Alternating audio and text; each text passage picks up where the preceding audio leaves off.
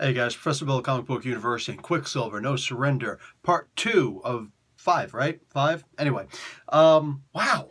This one was even better than the first one. The first one was good. This one is pretty great. We get to see a whole lot more about what these things are. They're obviously some kind of manifestation of his mind, even though they're not actually saying that. But all these things are trying to hurt people who he loves. So he's got to go and kill all of these things. In the process, first off, we find out a whole lot more about him. We find out that he's actually got a father, besides Magneto.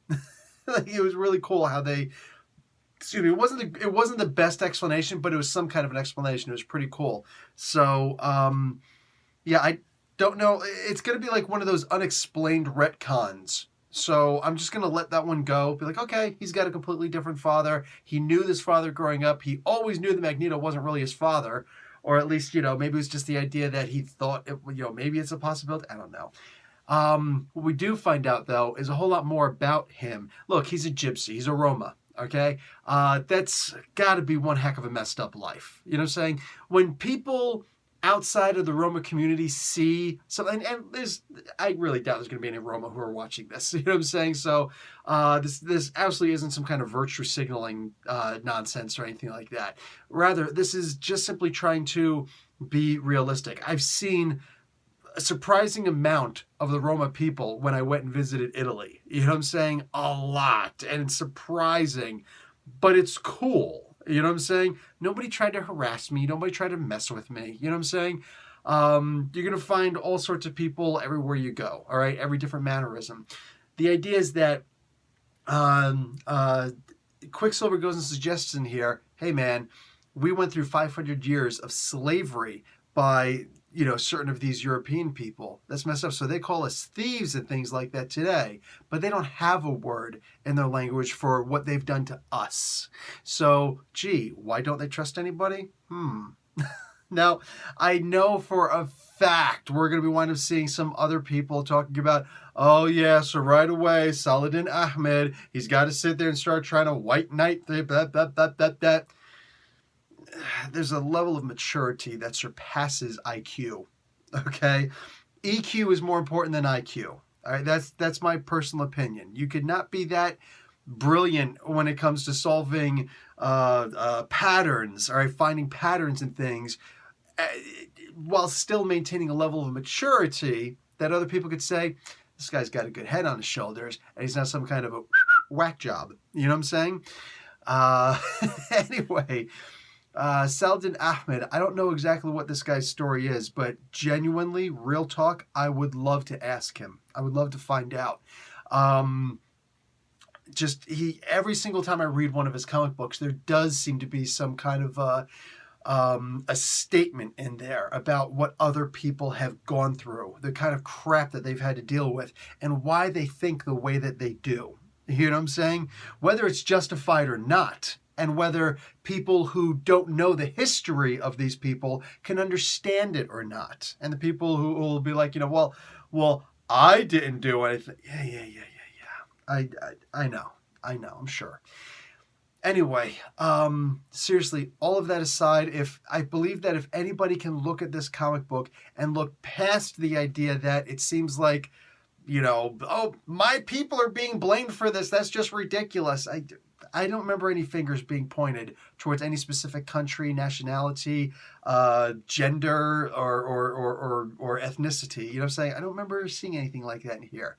I just remember the idea of my people have been enslaved. My people are, kicked down into the dirt. That's all I saw, which that's a pretty damn mature way of looking at it.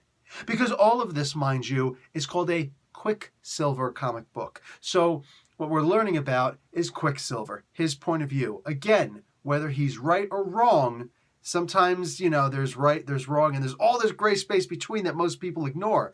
When we say colorblind, most people are colorblind to the color gray. I know, Professor Bell, gray is not a color. It's actually a cross between a tint and a shade. Yeah, I know. I went to art school. Just let it go, man. It's an analogy, all right? So, we always see the polar opposites. We see the poles. We see the extremes. But it's that stuff in the middle that actually makes us empathetic. And that empathy is something special. And anytime you're going to read, for my understanding, any Saladin Ahmed book, that's what you have to do. You have to be able to see the grays. You have to be able to read exactly what's being written and not start putting your own narrative into it. Oh, so right away, white people are being called... Quicksilver looks pretty white to me. Anyway, it's just... look, the dude doesn't pay me to defend him. But I honestly, like, I look at this book and I just think this is a freaking awesome book. And rather than trying to explain myself in the comments later what I mean by it, I figured it'd probably be easier to just do it here. And thus, I loved this book. This is really good. The Mr. Dibbles part, it's kind of cool. I feel like he should have been called Mr. Dribbles just because it's easier. It's easier to remember and pronounce. You know, Mr. Dibbles, you're always going to be like, it's like when you're a kid. Aminal is easier to say than animal. There's that natural phonetic lean to putting M before N. You know what I'm saying? So animal takes something, but aminal, it's easy. A kid can say it, and they usually do.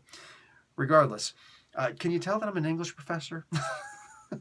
So I really did love this comic book. Edward Nyen, sorry if I butchered your name, brother. Eric Nyen. That's a little bit better, right? Really good art in this. I could understand pretty much everything that I was seeing in here. Quicksilver finally got a rest, so I like that. Like they actually showed dude's gonna be tired. Wouldn't mind seeing be able to grab a bite to eat. Dude's gonna need some calories, man. But he's got to protect his sister next. And yeah, of course their relationship. I'm not talking about the Ultimate Universe relationship. That's just, man. But like this relationship, this normal human relationship of, this is the only person who is still alive that I know who has gone through the same crap that I've had to go through. You know what I'm saying? So yeah, he's very protective of his sister. And his sister is very protective of him.